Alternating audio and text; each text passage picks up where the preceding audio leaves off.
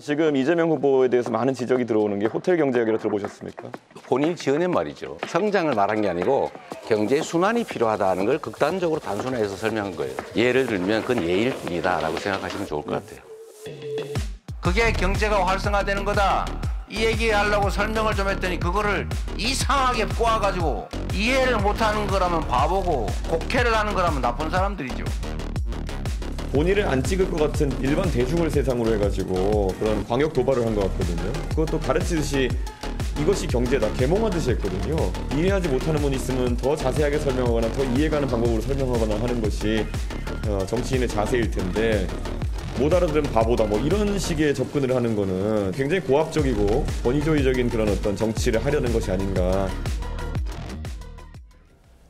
김성렬 대변인. 네. 경제부 기자들 그리고 제 주변에 또 사업하시는 분들이 이런 얘기를 하더군요. 장사하는 분들, 자영업자들이 가장 싫어하는 게 뭔 줄 아냐. 사업이 안 되고 장사가 안 되고 그게 아니라 노쇼라는 거예요. 노쇼. 노쇼가 제일 싫다는 거예요. 자영업자들은. 내가 열심히 해가지고 다른 손님들 받을 수 있는데도 그 노쇼 손님 때문에 그 노쇼 당하면은 그날 완전히 허탕치는 거다. 그런데 이재명 후보의 그 발언 중에서 노쇼를 해도 호텔 경제학 논란 중에서 노쇼를 해도 결제를 취소하더라도 돈은 돈다. 그 발언이 좀 자극한 면이 있지 않겠느냐라는 얘기도 하더군요. 개혁신당 어떻게 바라보십니까? 저는 그날 토론에서의 문제점이 많이 심각했다고 봐요.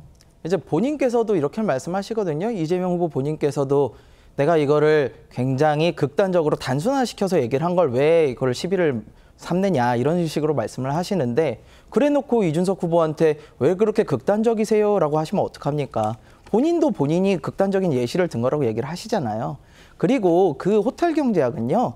사실은 외국에선 이미 오래전부터 유명하게 우화처럼 다뤘던 이야기입니다. 이런 식의 경제학 오류를 해서는 안 된다라고 경제학자들이 얘기를 하던 거예요. 근데 그걸 가지고 들고 와서는 이게 맞는 이야기다라고 주장을 하니까 당연히 잘못된 건 잘못됐다고 지적을 해야 되지 않습니까? 그리고 제일 문제는요. 이재명 후보는 그 예시만이 문제가 아니에요. 그걸 통해서 이야기하고자 하는 게 뭐냐면 돈이 도는 게 중요하다. 근데 그 돈이 도는 방식을 어떻게 하느냐. 국가가 돈을 풀어서 그거를 돈을 돌게 하면 경제가 산다라는 이야기를 하시는 거예요. 즉 재정정책. 주로 케인지언들이 얘기하는 건데요. 이 재정정책에 대해서 너무 쉽게 생각을 하시는 것 같아요.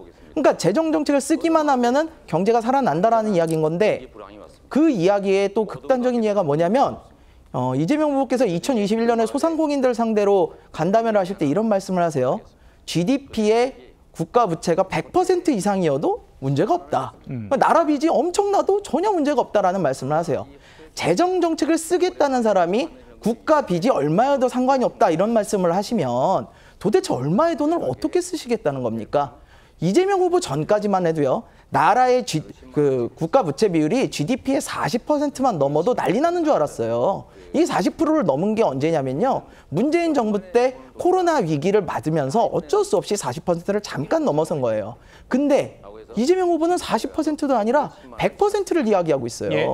소득보다도 부채가 많으면 이게 어떻게 문제가 아닐 수 있습니까? 우리나라는 미국 같은 기축통화국이 아니에요. 근데 그런 거에 대해서 굉장히 좀 잘못 생각하고 계신 것 같다. 근데 이런 이야기를 계속 주장을 철회를 안 하고 계속해서 억지 주장을 좀 하시니까 이 부분에 대해서는 당연히 지지율로 연결이 될 수밖에 없다라고 생각을 합니다. 예. 리얼미터의 분석입니다. 이재명 후보의 지지율이 일주일 만에 빠진 이유.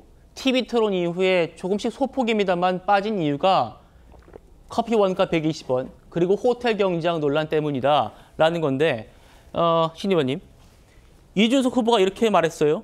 결제 취소해도 돈 돈다는 거 이거 괴짜 경작이다. 많은 자영업자분들도 노쇼가 제일 지금 우리 경제를 망치는 원인이다라고 주장하고 있는데 이재명 후보는 극단적 예를 들었는데 왜 이렇게 단순하게 바라보냐라고 하고 아까 들었지만 이해를 못하면 바보다. 곡해하는 거라면 나쁜 사람들이다. 이런 반응들이 좀 이재명 후보에게 불리하게 작용한 것 아닌가라는 분석이었어요. 어떻게 말씀 주실까요?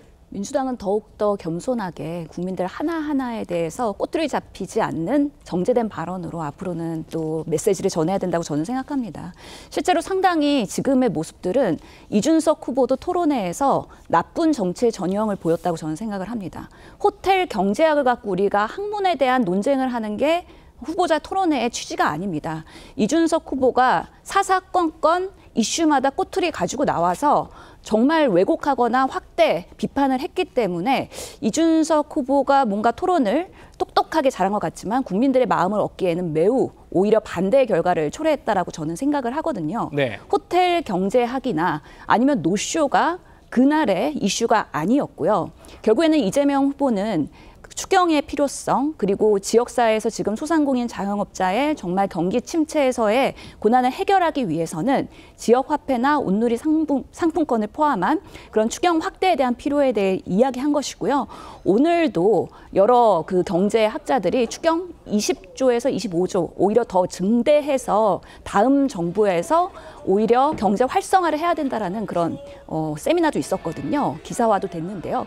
그런 부분에 있어서 우리 정치가 이렇게 막다른 경제 침체에서 어떤 역할을 해야 될지에 대한 소통을 해야 되는데 이준석 후보의 꼬투리 잡기식의 그런 논쟁은 아마 두 번째, 세 번째 토론에서도 더 나타날 것 같은데 국민들은 냉정하게 판단할 것입니다. 알겠습니다. 이런 정쟁에 의한 대안이 없는 비판을 위한 비판에 대해서 그 후보자에게 대통령을 하라고 기회를 주지는 저는 명백하게 아닐 거라고 생각을 합니다. 예, 우리 신현님 말씀 주신 그 단기 부양 대책으로 내놓은 이재명 후보의 추경안, 그 추경안 발표 뒤에 최근에 또 이제 기본사회, 기본소득 얘기를 재차 얘기했거든요. 그 얘기 잠시 뒤에 좀 해볼 겁니다.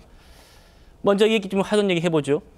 자영업자들의 이탈이 이재명 후보의 소폭 하락, 지지율 하락을 끌었다라는 그런 리얼미터의 분석에 대해서 민주당도 재차 방어에 나섰습니다. 듣겠습니다. 뭐 호텔 경제학, 그 명칭이 호텔 경제학이든 무슨 치킨 경제학이든 무슨 경제학이든지 간에 핵심은 지금 내수 경기가 워낙 침체돼 있고 적극적인 재정의 역할이라는 게 필요한 시점이다라는 말씀을 하고 있는 것이고, 이거에 대해서 국민의힘이나 이준석 후보 측은 그럼 어떤 대안을 갖고 있는지 묻고 싶습니다. 이 상태로 그냥 놔두면 경기가 회복되는 겁니까? 그 명칭이 호텔 경제학이든 뭐 짜장면 경제학이든 그건 상관이 없습니다. 심각한 상황을 타개하기 위한 정책적 대안들을 얘기하고 있는 것이다. 이름이 뭐가 중요하냐? 돈이 도는 게 중요하다라는, 경제 순환이 중요하다라는 그런 이재명 후보의 맥락을 봐달라는 얘기를 재차한 것 같은데, 다시 이제 김용태 비대위원장 또 이렇게 얘기합니다. 그 맥락대로, 그 말대로 그러면 전국 호텔에 10만 원 방 예약하고 한 달 뒤에 취소해보라. 그때 경제 좋아지면 인정하겠다. 두 당의 공방 어떻게 바라보십니까?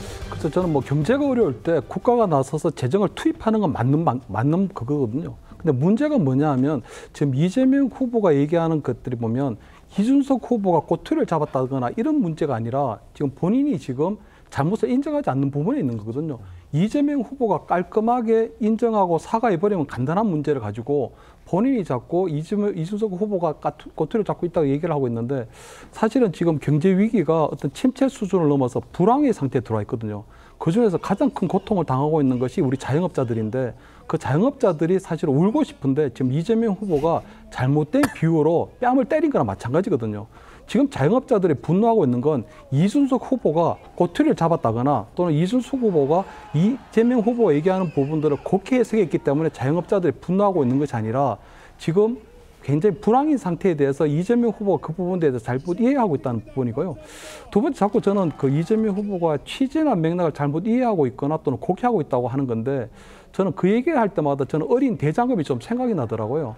대장금이 보면 감을 먹어서 감맛이 난다고 해서 감맛이 난다고 했는데 왜 감을 먹었는데 감맛이 나느냐는 거 똑같은 거거든요. 저는 이재명 후보가 그래도 야당의 지도자라면 적어도 국민들이 이해할 수 있는 명쾌하고 분명하게 메시지를 내야 되지, 저렇게 두루뭉실하고 굉장히 좀 극단적인 비유를 들면서 하는 부분은 굉장히 잘못되지 않았나. 그래서 저는 이재명 후보가 이 부분에 있어서만큼은 여러 가지 본인이 설명하고 했던 부분들이 조금 잘못 오해가 있다면 본인이 그 부분에 대해서 사과하고 정정할 필요가 있다, 이렇게 보입니다.